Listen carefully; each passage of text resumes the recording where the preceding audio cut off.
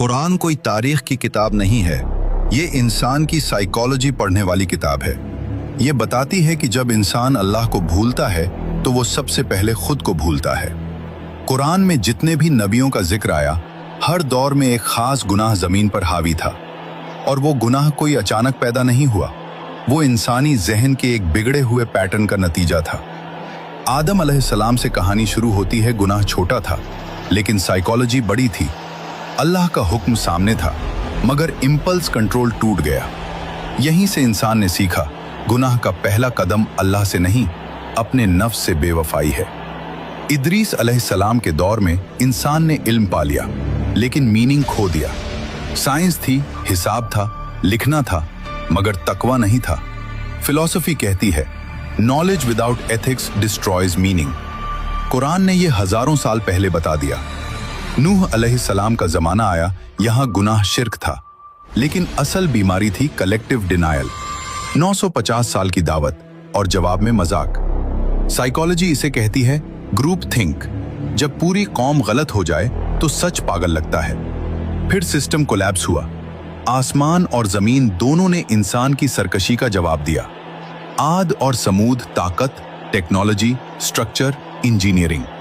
लेकिन ईगो ने पूछा, हमसे ताकतवर कौन? फिलॉसफी का जवाब साफ है, power without humility becomes suicide. हवा चली, जमीन हिली और घमंड इतिहास बन गया। इब्राहिम अलैहिस्सलाम का दौर, यहां बुत सिर्फ पत्थर नहीं थे, ये फॉल्स मीनिंग सिस्टम्स थे। बाप बुत बनाता था, बादशाह खुदा बन बैठा था। आग जलाई गई, लेकिन अल्लाह ने आग को बता दिया, तू भी मेरे कानून के अंदर है। साइंस का पैगाम साफ है, laws exist but lawgiver controls them. लूत अलैहिस्सलाम की कौम, यहां गुनाह सिर्फ बेहयाई नहीं था, यह डिजायर ओवर रीजन था। जब प्लेजर ही पर्पस बन जाए तो समाज खुद गिर जाता है।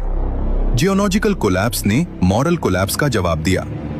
यूसुफ अलैहिस्सलाम का जमाना हसद, साजिश, किरदार की हत्या। लेकिन एक इंसान खड़ा रहा जो अकेला था, मगर अंदर से टूटा नहीं। साइकोलॉजी कहती है, character is strongest when temptation is highest. मूसा अलैहिस्सलाम और फिरौन, यह पावर का आखिरी स्टेज था, गॉड कॉम्प्लेक्स। मैं तुम्हारा सबसे बड़ा रब हूं। साइंस ने जवाब दिया, समुंदर रास्ता बना सकता है और कब्र भी। यूनुस अलैहिस्सलाम की कौम, यहां इंसान ने आखिरी वक्त पर सेल्फ अवेयरनेस दिखा दी, और अल्लाह ने बता दिया, तौबा सिस्टम को भी रोक सकती है। फिर आए आखिरी नबी रसूलुल्लाह सल्लल्लाहु अलैहि वसल्लम के दौर में हर गुनाह मौजूद था, लेकिन अल्लाह ने तरीका बदल दिया। अब आसमान से आग नहीं, दिल के अंदर ज़मीर उतारा गया। रसूलुल्लाह सल्लल्लाहु अलैहि वसल्लम ने दुआ मांगी, ए अल्लाह, मेरी उम्मत को आम अजाब से बचा ले, और अल्लाह ने दुआ कबूल की। यहाँ से इंसान फियर बेस्ड रिलीजन से कॉन्शियसनेस बेस्ड दीन में दाखिल हुआ। आज सारे गुनाह मौजूद हैं, बल्कि पहले से ज्यादा सजे हुए, ज्यादा एक्सेप्टेबल, ज्यादा नॉर्मलाइज्ड। लेकिन अजाब नहीं आता, क्योंकि यह रहमत का दौर है, इंतकाम का नहीं। लेकिन साइकोलॉजी कहती है, जब सजा देर से आए तो इंसान उसे भूल जाता है, और कुरान चेतावनी देता है, मोहलत को महफूज समझना सबसे बड़ा धोखा है। आज अल्लाह अपना वादा निभा रहा है, रसूलुल्लाह सल्लल्लाहु अलैहि वसल्लम की दुआ की वजह से। लेकिन क्या हम भूल गए कि हमें उसी के पास लौटना है?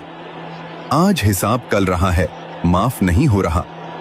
और जिस दिन न मोहलत होगी, न दुआ का साया, उस दिन साइंस, साइकोलॉजी, फिलॉसफी सब खामोश होंगे। सिर्फ एक चीज बोलेगी, इंसाफ। वापसी तय है। अब सवाल ये नहीं कि अजाब क्यों नहीं आ रहा, सवाल ये है, हम समझ क्यों नहीं रहे।